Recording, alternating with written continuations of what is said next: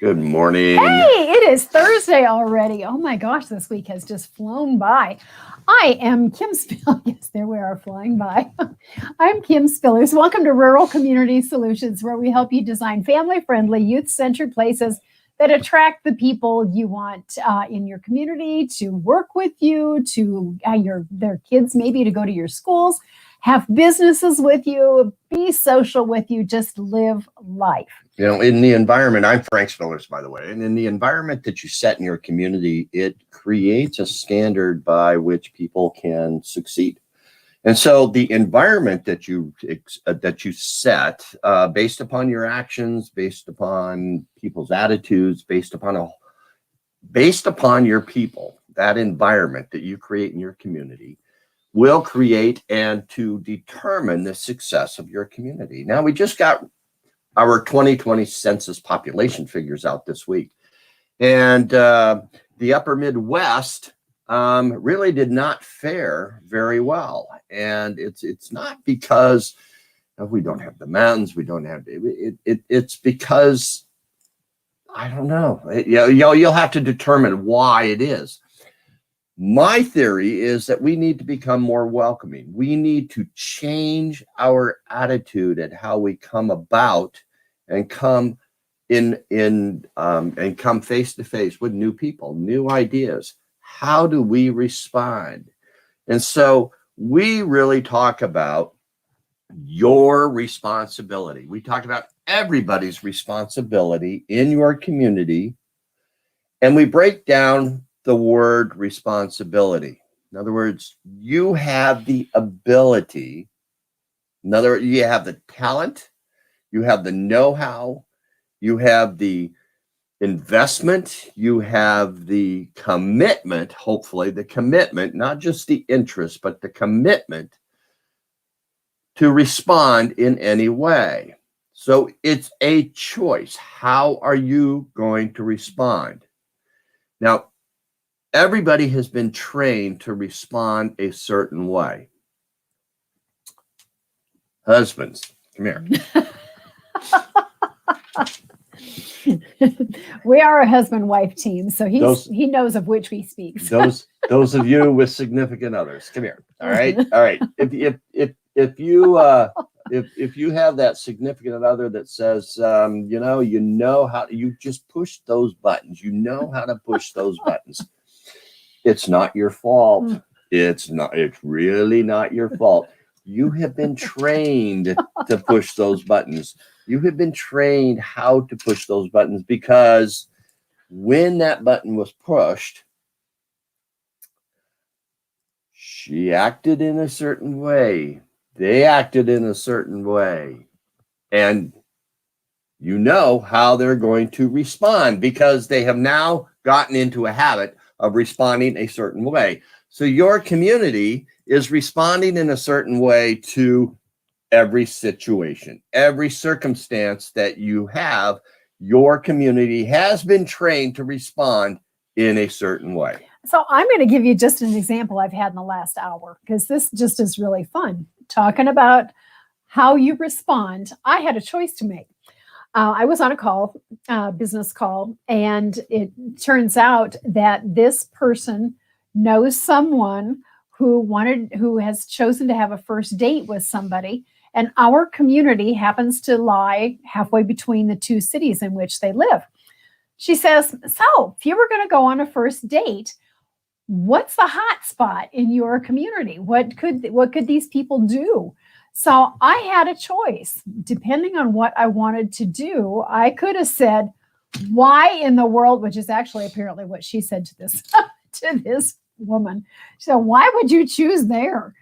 And she said, "Well, because it's halfway between. This is a first date. This is just what I wanted to do." I could have gone down that road too and gone, "Oh my gosh, really? No, they really need to go to this community." Well, I love the community in which we live. And so my choice, and partly because this is what we do, we know how fabulous small towns are.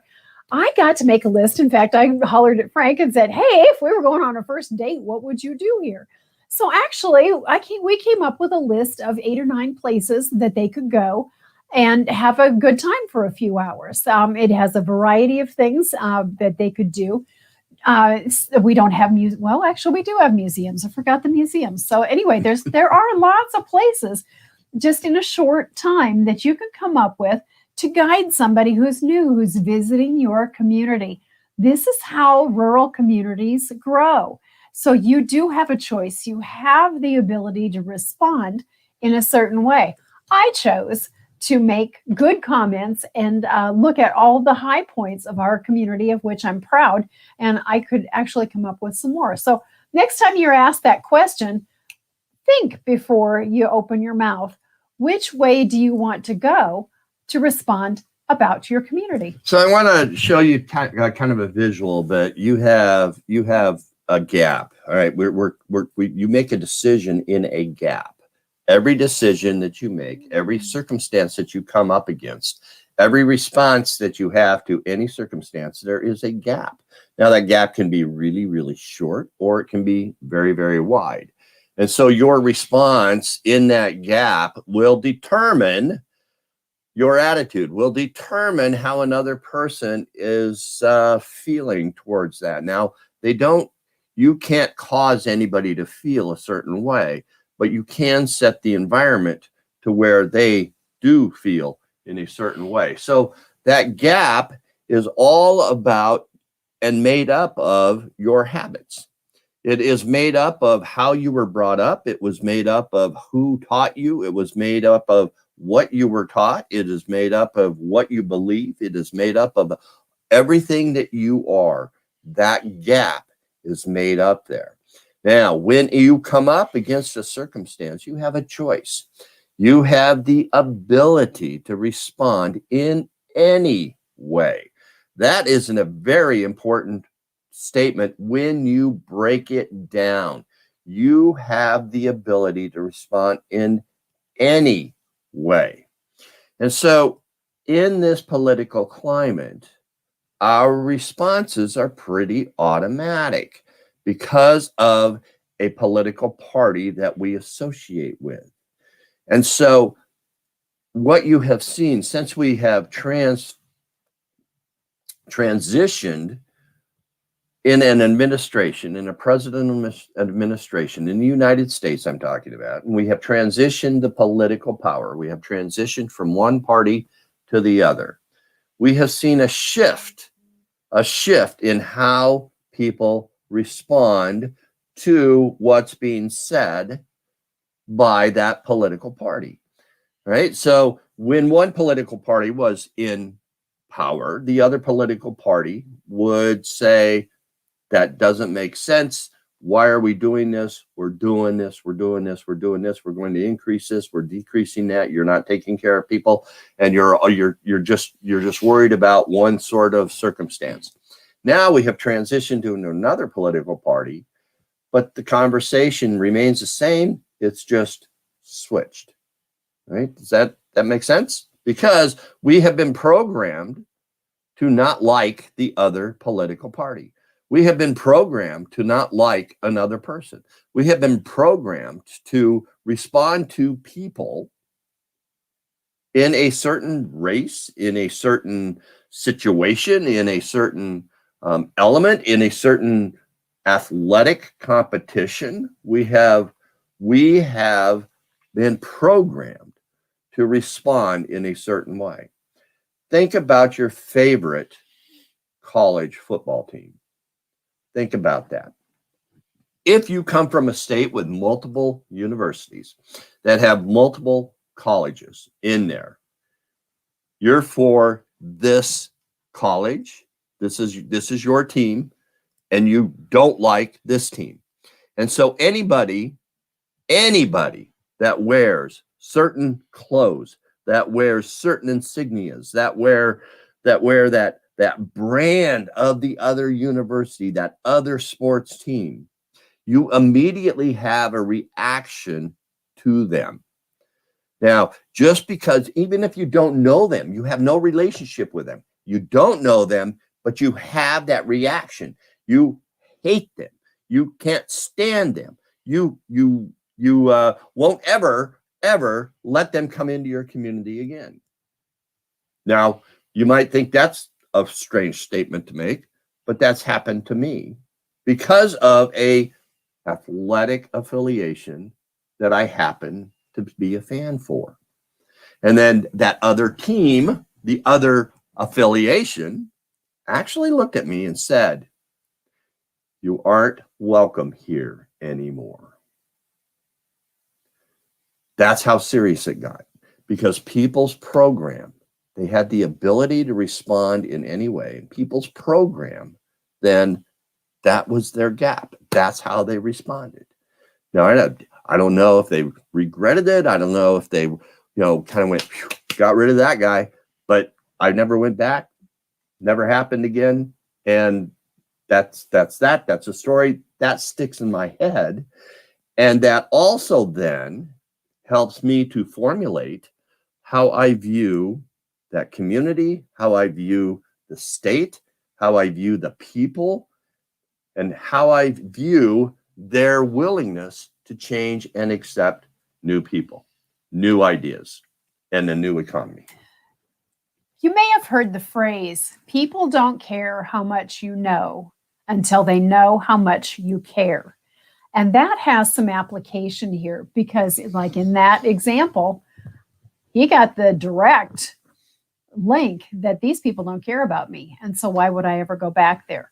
When we're in community development, when we're in community growth, when we're trying to put our best foot forward and we want to grow our schools, we want to grow our business options in our main streets and our districts, how much people realize that you care about whether or not they have come to your community for whatever reason. Maybe it's a first date, but if the impression that they get because of the experiences they have, how we each respond to the questions that we're given, to the just the presence that we portray, that really makes a difference. So think about that the next time you come across somebody you don't know. So you have to be trained. You have to retrain yourself to respond in a different way. And that retraining then takes some time, because here's your effort to change a belief. It's going to take you about 90 days. All right.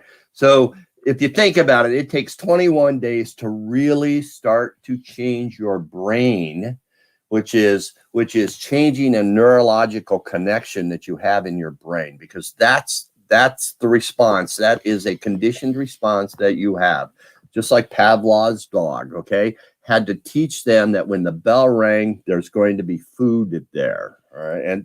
And so then when the bell rang, there was no food, the dog still salivated. That is a conditioned response. That's how people are learning. That's how your brain is wired. So in order for you to unplug and unlearn a conditioned response, it's going to take a while. You have to practice it. So you really have to concentrate on the change for 100% of the time for a certain period of time. So 10 days. If you're trying to change a habit, you have to concentrate on your new way of addressing that issue, the new way of the belief, the new way of thinking, constantly for a period of time. Then over the period of time, it takes over, that it becomes a subconscious reaction. It becomes a subconscious action to where you don't have to think about it all the time. It starts to become automatic. It starts to become that conditioned response. That's that gap. So when you are changing a habit in the gap, what you want to do is look for the time frame. All right. Look for what you want to have happen.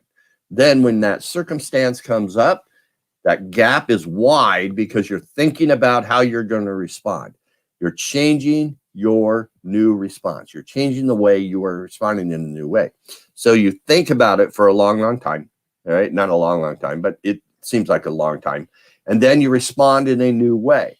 Now, when that circumstance comes up again, that gap can get shorter and shorter and shorter because you are practicing how to respond differently.